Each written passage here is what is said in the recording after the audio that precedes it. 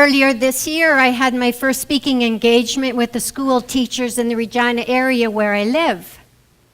There was over 300 teachers in attendance. I moved through my presentation quite confidently. And at the end, I had a window of time and decided to ask the teachers if they had any specific problems they wanted to talk about. One teacher yells from the back, "Budget cuts!" In our province this year, the teachers have taken quite a cut in pay and resources, making this a very interesting conversation for everyone in the room. I knew I had their attention. So I first asked the teachers how they felt about the budget cuts. I explained that everyone in the room would experience something different when it came to how that affected them and their families. And as I continued to talk, I noticed the teachers who had their hands up waiting to ask questions, their hands went down very suddenly. And I could feel them pull back their energy. And I reacted. I knew I had said something they weren't ready for. That was my OMG moment on stage. How many people here have been a speaker who's had an OMG moment on stage or maybe reacted in some way? How many people have seen a speaker have an OMG moment or react from stage?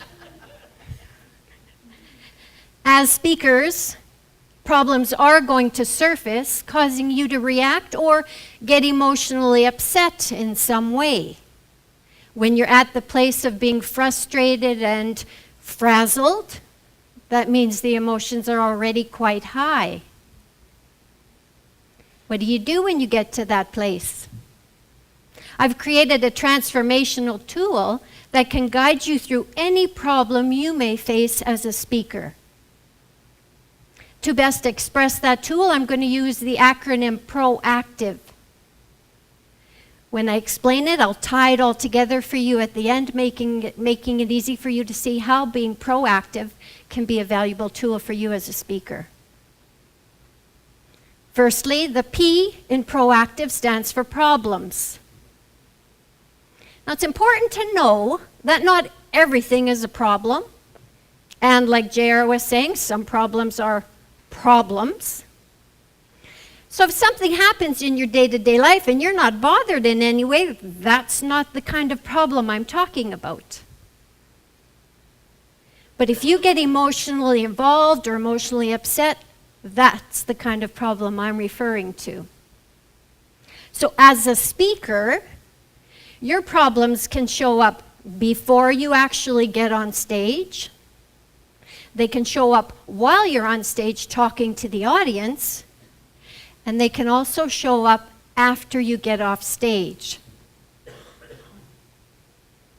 When it comes to problems, one thing to keep in mind is that when you talk about your problems, be very specific about what it is that you call your problem.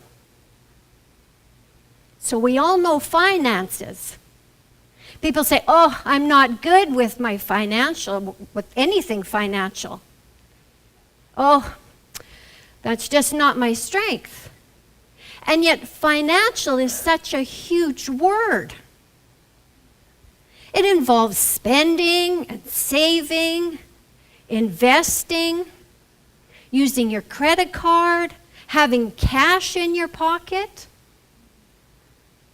You might be the kind of person that every time you get paid for an engagement or anything you're doing, that you can put so much money away into your investment, your retirement fund, or put it in away for a holiday fund. Does that make you not good with your finances? Or you might be the kind of person who can start on a Monday morning with a $20 bill in your pocket. Come Thursday, you still have 18. Does that mean you're not good with your finances? Another part of that is relationships. Relationships is a big word. If you're trying to narrow down and be specific what it is, when it comes to relationships, we're talking about communication. We're talking about being able to listen.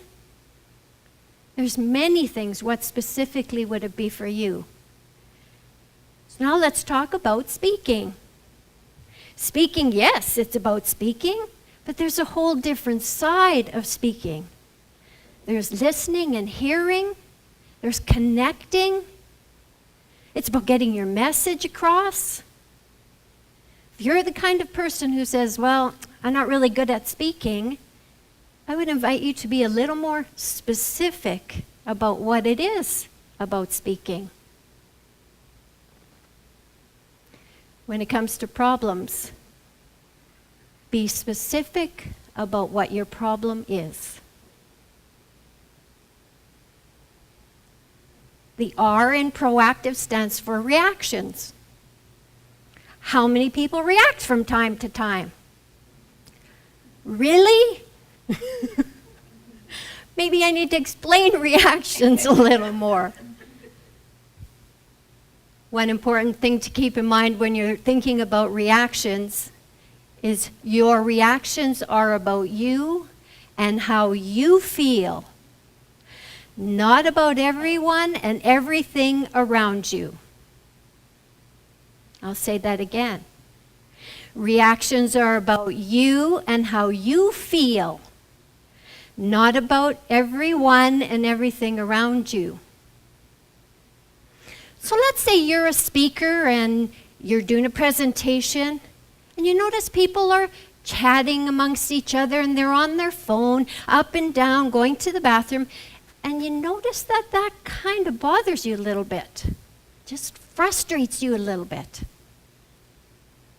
Now, as a speaker, can you tell them all to be quiet and not move?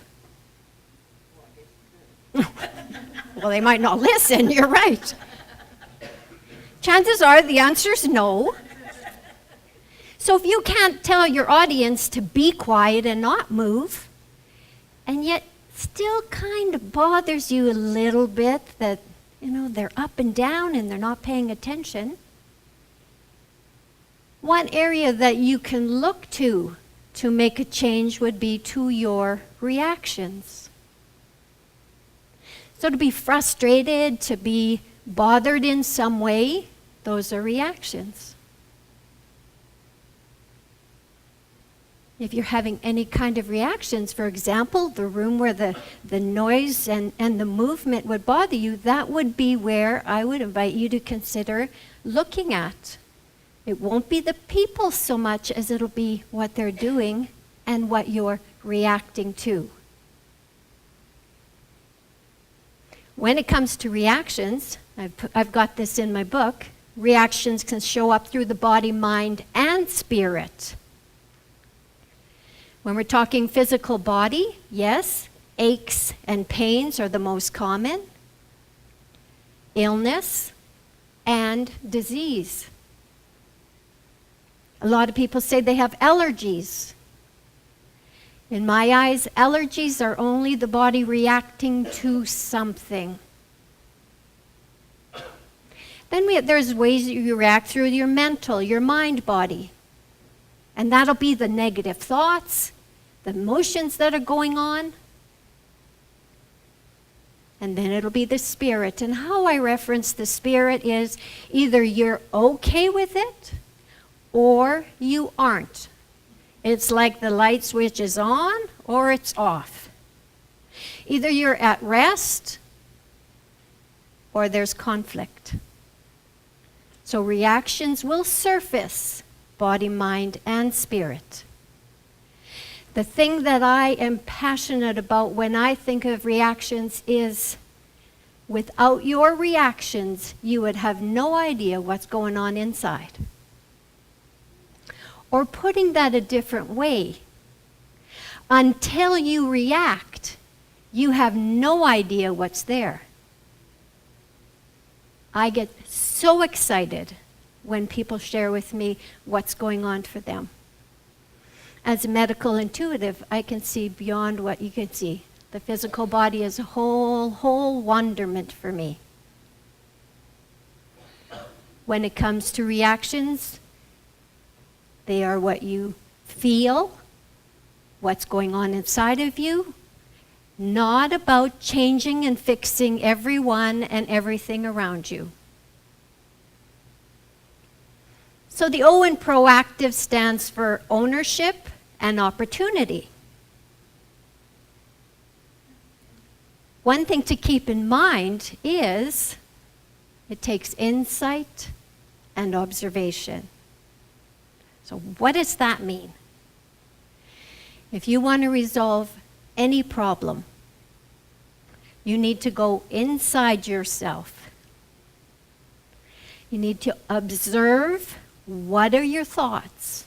JR talked about the thoughts and what Buddha was talking about. You need to go in and be aware of what are your thoughts. What are the emotions you're going through at the time?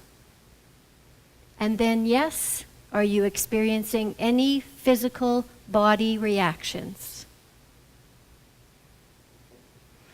Ownership and opportunity.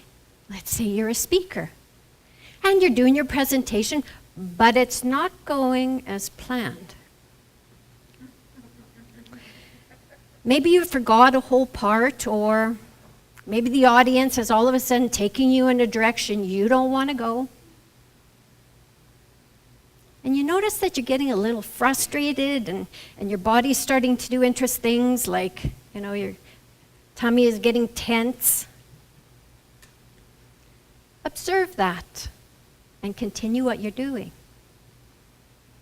After you're done your presentation, that'd be an excellent time to observe what was going on for you. What were you experiencing when you caught yourself in that place of,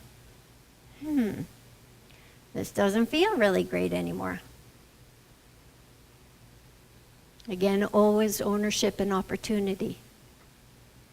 Now, using the acronym PROACTIVE, the only part that's left is the active part.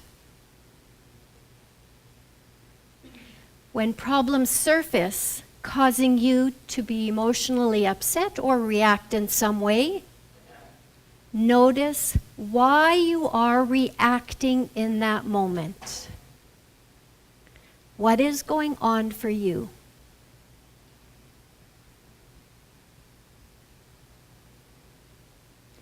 To be active is to continually pay attention to your reactions every time your reactions surface. This will help you to see the common stressors that are leading up to times where you become frustrated and frazzled. To deal with those frustrations when they surface prevents your reactions from escalating and building in intensity. And each time you do, you will be in a place where you will move through your reactions quicker, leaving you in a place of being empowered and energized. Now, going back to my talk with the school teachers, I perceived my problem was the moment the teachers' hands went down and I could feel their energy pulled back. I was aware in that moment that something had changed inside of me.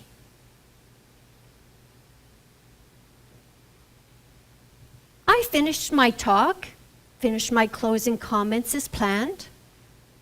I stayed behind and answered questions with the teachers, grabbed my feedback forms, and away I went. And where I reacted was at home. I really felt in that moment that I had ruined any chance of speaking to the teachers in the future. I couldn't read my feedback forms. I didn't care. My reactions involved ugly self-talk. Does anybody ever have ugly self-talk from time to time? I doubted if I was going to be a speaker. I doubted what I knew. I was questioning everything. And with every one of my reactions, every one of them led me to resolve the problem that I was dealing with. I absolutely went through what are the thoughts running through my head. What were the feelings I'm feeling? And absolutely what were the physical reactions I was feeling with my body. I worked with my energetics. I cleared my mindsets. And that made a huge difference. Within days, I was able to read the feedback forms, and let me tell you, those teachers had a lot of positive things to say.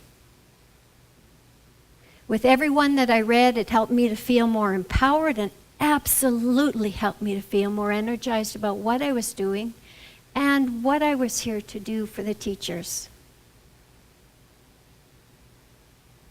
So now going back to being proactive, you have a problem.